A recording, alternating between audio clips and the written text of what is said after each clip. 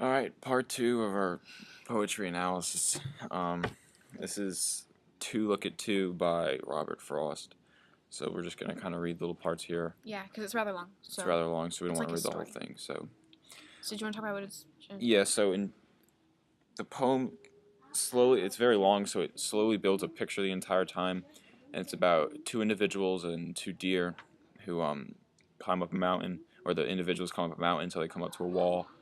When they get to the wall, they see deer, and they kind of reflect and share stuff upon each other. So it's quite interesting. Yeah, I But think the whole point is just be like making two kind of completely different sides of the world come together, like the humans and the animals. They kind of see each other in each other. yeah, so love and forgetting might have carried them a little further up the mountainside. So that's the introductory, the first sentences into the poem. And love and forgetting might have carried them a little further up the mountainside. It's kind of like saying that they had flaws in their relationship.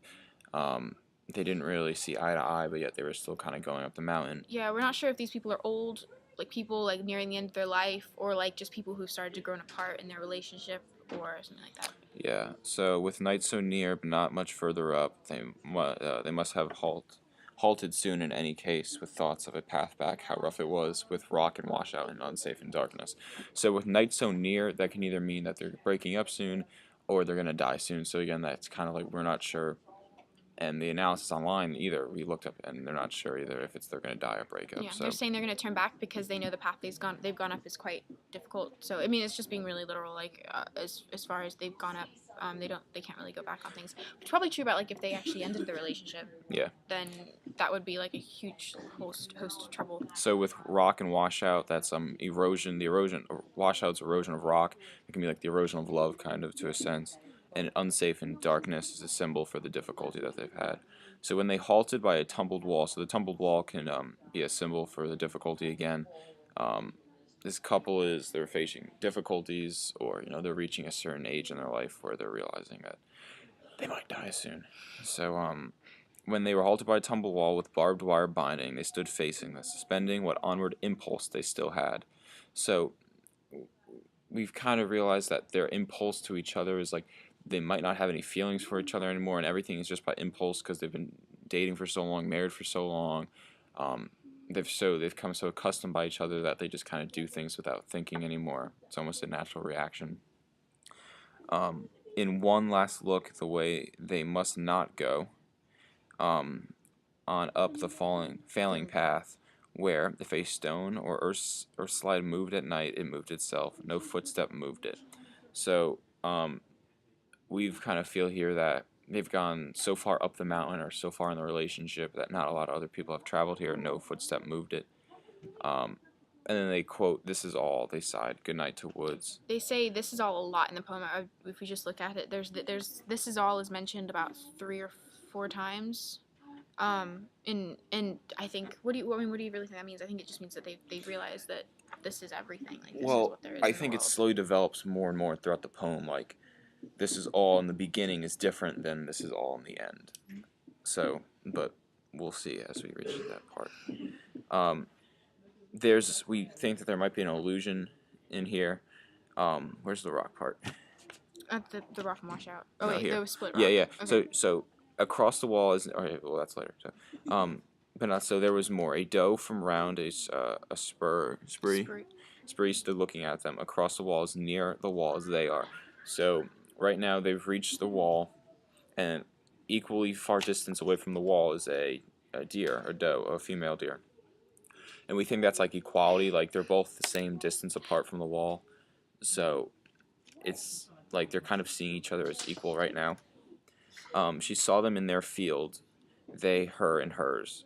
So you can talk about Yeah. that. So okay, what I thought that meant was they saw so it's literally like they're trying to look in a mirror, but they saw each other in like their right world. Like the people saw the deer and thought this is their natural habitat, and then like I guess the deer looked at the people and saw and like try to confirm that they kind of belong there too. Yeah, it's like they're both kind of realizing, but that later in the poem. Yeah. So the difficulty of seeing what stood still, like some upended boulder split in two. So that's the illusion that we think. Maybe yeah. The difficulty of seeing what stood still, like some upended boulder split in two. Like Pontius Pilate, this is talking about Jesus. Pontius Pilate couldn't see what the good Jesus was doing, um, in like some upended boulder split in two. When Jesus rose from the dead, the boulder was moved, split in two. So that's a possible, or it can mean the couple is split apart. There's a couple different meanings that we could get from this. Um, was in her clouded eyes, they saw no fear there. So clouded is kind of like it can be confused or dazed or maybe old and wise. There's a couple again. Um, she seemed to think that thus.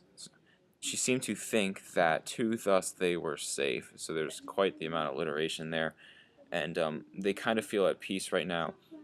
I think there's They, also some pretty soft consonant sounds, like a lack of yeah, plosives. Like it's pretty like the lulling, and the fact that it was confirmed that they were safe. Like they all felt comfortable there, which is strange because the people had obviously ventured off really really far, but and the deer were where they were supposed to be, and there was people there, like which is really scary. But they were both completely okay with where they were. and deer are kind of an innocent creature when you think about it, also. So, but then, as if they were something that, though strange, she could not trouble her mind with too long, she sighed and passed unscared along the wall. This then is all. So there's another one. This is all. So maybe this is they're slowly realizing that this other deer and the couple they're kind of similar in little ways. What more is there to ask? But no, not yet. A snort to bid them wait. A buck from round the spruce stood looking at them. So now a male deer has come out from around a tree or something. Yeah, they heard them. And Yeah. Okay. across the wall as near as they are. So again, there's more equality kind of. So the fact that there's probably two people, and then now there's two deer, so it's like trying to make them really similar. Yeah. This was an anthered buck of lusty nostril, not the same doe come back into her place. He viewed them quizzically with jerks of head. So right now you can there's a lot of imagery right now. You can kind of picture the male deer like questioning, but that makes the deer sound very intelligent. So it's kind of personifying the deer to a sense. Wordsworth Frost at this point. Frost even gives him read. He goes as Yeah. if to ask, why don't you make some motion or give some sign of life? Because you can't. I doubt if you're as living as you look. So I think as much as we would look at some deer and think, oh my goodness, it's so amazing, like and think that they were possibly not even real, like they would look at us and like, why are you here? And you can't be real people. Like it's strange. Thus, till he had them almost feeling dare to stretch a proffering hand, proffering is like a giving hand, and a spell breaking. Then he too passed unscared along the wall. So now it's like they've reached a state of equality and happiness, and they're kind of realizing, or the couples are realizing that humans unnecessarily complicate the lives and could kind of learn from nature because nature is very innocent to a sense. It's very basic and raw, kind of. Two had seen two, whichever side you spoke from. So, if we thought this is probably the most important line, obviously it has also the title in it. It's almost It's just showing two equal parts, kind of, and they both seeing each other and viewing each other differently but similar. Still they stood, a great wave from it going over them, as if the earth, in one unlooked for favor, had made them certain earth return their love. So these people seeing the deer have returned the love, or because they've had a rough relationship up to a certain extent, but then realizing that there's better things, or not better things, but like their a relationship is healthy and going strong, and I guess. Yeah, and I think so. Frost personifies the earth at the very very end, and I think he just wanted to for the reader to know that the earth was watching this whole thing going on, and that like in Frost's mind, nature is like he's the one that the nature is like the ultimate thing. It's the ultimate religion, and it's like and the earth is alive with all the things. So that's basically Frost coming through with his values at the end of the poem. Yeah. So I think that's it. There you go. Yeah. So that's part two. Okay. Bye.